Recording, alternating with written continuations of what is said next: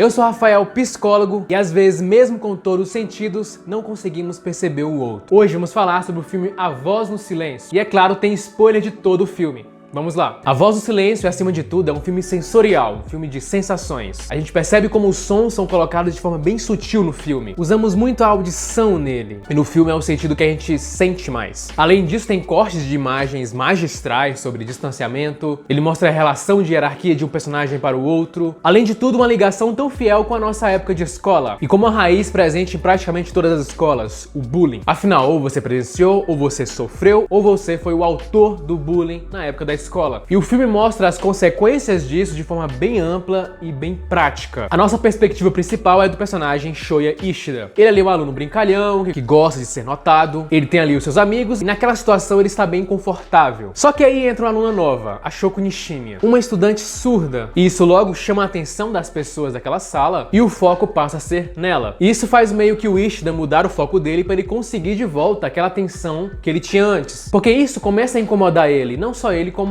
também a companheira dele, a Ueno. E aí começa a relação de bullying dele para com ela, que vão desde imitando a voz dela, escrevendo coisas sobre ela no quadro, até o ponto de pegar o aparelho auditivo dela e jogar pela janela. E com isso tudo ele tem ali a aprovação das outras crianças, que relutam, mas riem do que ele faz. Ele consegue ali uma plateia e volta a ser o centro das atenções. Pesquisas mostram que 88% dos casos, o bullying é cometido por pelo menos duas pessoas, ou seja, pelo menos por pares, que geralmente não vão criticar a ação do agressor e sim reforçá-la. Eu não vou falar aqui o que causa o bullying, porque isso daria um vídeo inteiro. Eu vou focar no que os eventos causaram nos personagens. Mas pode começar com uma relação de poder, aliada a uma questão fisiológica. Afinal, a proteína C reativa, que é uma substância que fica elevada quando estamos em um processo inflamatório, ela tende a ser mais elevada nas pessoas que sofrem o bullying e menos elevada nas pessoas que praticam. O que é mais preocupante nesse caso é que o nível de PCR em agressores era inferior ao normal. Ou seja, teoricamente isso causa fisiologicamente um bem-estar para o agressor. Só que a gente tá falando de um dos pontos. Existe aqui uma gama de coisas que eu vou falar em um outro vídeo com outro personagem. Então o Ishida aqui é apresentado pra gente como objeto de ódio. A gente fica com raiva dele. Afinal, todos nós odiamos a injustiça. O escritor David Brooks escreve em seu livro O Animal Social. Ele relata um estudo que realizaram com bebês de 6 meses, onde foram mostrados a eles figuras, onde tinha uma pessoa tentando subir uma colina, outra pessoa ajudando ela e outra impedindo ela. O que foi mostrado é que o ser humano, desde essa tenra idade, prefere a imagem do ajudante do que do impedidor. Odiamos a injustiça desde os primeiros passos. Só que a Shoko tem uma reação inesperada pelos alunos. Afinal, ela não revida. Ela tenta se aproximar dos agressores e tenta fazer uma amizade com eles. O que irrita mais ainda o Ishida, porque ele sempre fala: por que você não se irrita? Eu sei que você quer me bater. Só que ela não faz isso. Ele basicamente está lidando com o medo dele, usando uma atitude de ataque, vamos dizer assim, né? E ele não tolera que outra pessoa possa agir diferente. É a mesma relação que eu falei no vídeo do Bakugo. O Bakugo sente algo muito parecido pelo Midoriya. Ele não consegue controlar esse medo, esse ódio dele,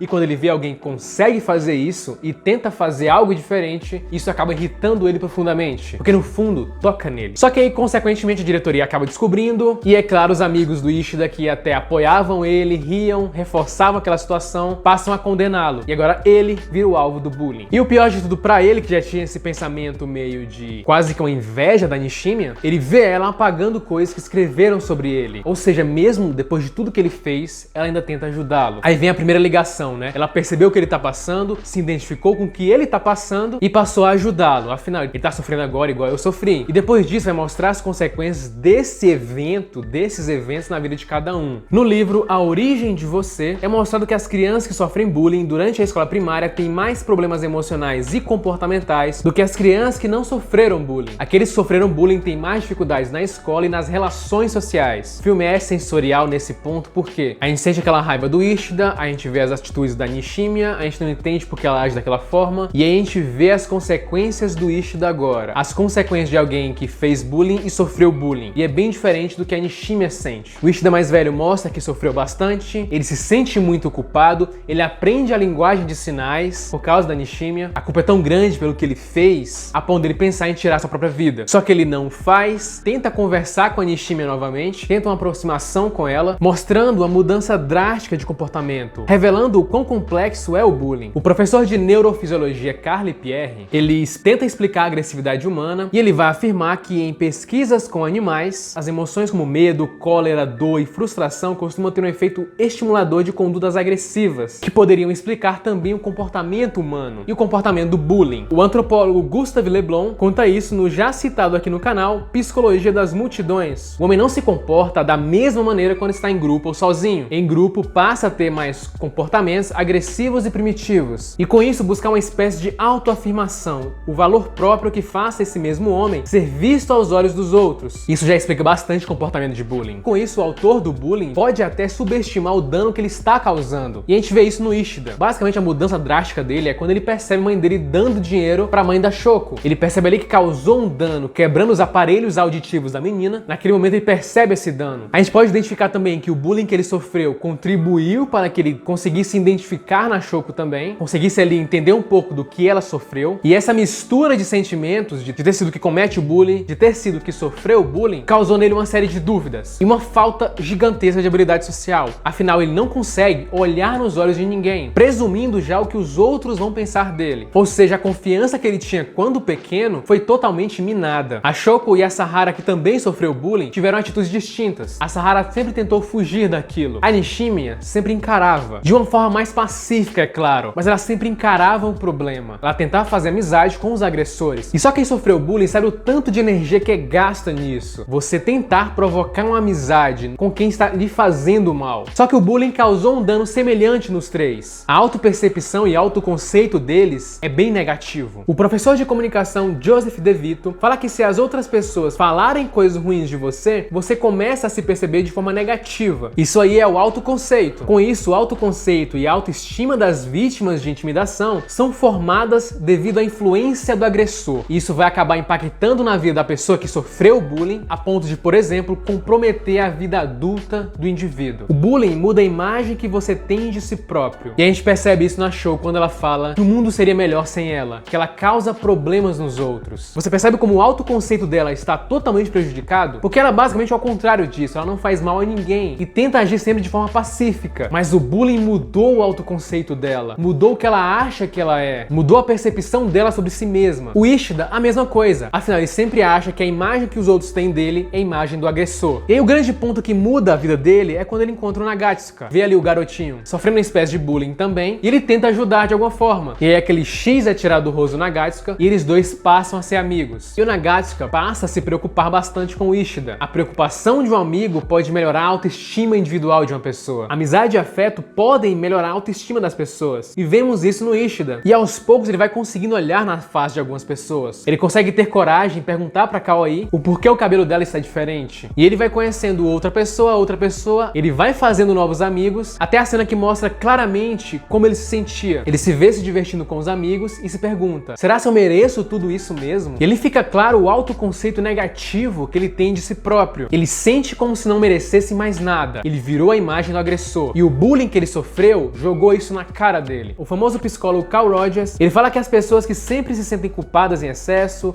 não têm certeza de si mesmas, tudo isso são características de um autoconceito negativo. O Ishida vai se aproximando da Shoko e ele nem sabe direito qual o objetivo dele. Ele simplesmente vai se aproximando dela e ajudando ela. É bem curioso porque ele não consegue perceber os gestos dela e ela também não consegue interpretar o que ele de fato quer. Nenhum dos dois consegue ser assertivo nisso, mostrando tanto que as habilidades sociais dos dois estão bastante comprometidas. Quando alguém é vítima do bullying, a pessoa começa a se perguntar se existe algo de errado com ela. Afinal, o que ele está fazendo com que as outras crianças o tratem dessa forma? E o Ishida, com tudo isso, foi criando também uma consciência maior. Anthony de Mello traz um conceito fantástico. Em seu livro O Caminho para Amar, ele vai definir o amor como consciência. Ou seja, como você pode atender às necessidades de alguém sem saber quem é a pessoa. E a gente vê o Ishida construindo essa consciência. Afinal, aos poucos ele vai conhecendo as outras pessoas e perguntando sobre quem ela é, conseguindo interagir. E o bullying é a antítese da consciência, pois você está atendendo apenas às suas próprias necessidades. Quando o Ishida cria essa consciência, ele passa a tratar o outro de forma melhor. O Ishida ainda não entende muita coisa, só que ele não joga a culpa nos outros. Ele tenta de alguma forma agora lidar com aquilo. E a cena final dele conseguindo olhar nos olhos das pessoas é a construção da aceitação dele mesmo. Ele passa a se aceitar naquele momento. E isso é a cena mais emocionante do filme. Não só isso, como todo o processo dela, mostrando tanto que o bullying é complexo. Afinal, um dia você é a pessoa que comete, como um dia você pode ser a pessoa que que também sofre o bullying. Um dia você acha que o outro é vulnerável e você percebe que você é o vulnerável. E o filme é incrível em trazer isso. Você odeia o personagem no começo, depois você entende ele. E tudo isso em um processo rápido, fazendo você se questionar do próprio sentimento que você tem por ele e fazendo você mesmo se questionar. O objetivo desse canal é trazer essa reflexão e consciência sobre como as histórias incríveis como essa podem ajudar a gente. E sempre muito cuidado com as palavras e atitudes, principalmente se você não tem uma boa consciência das suas próprias emoções, porque essas palavras podem ser o último empurrão para o abismo de alguém. Curta, se inscreva, compartilhe, é só o começo. Até mais!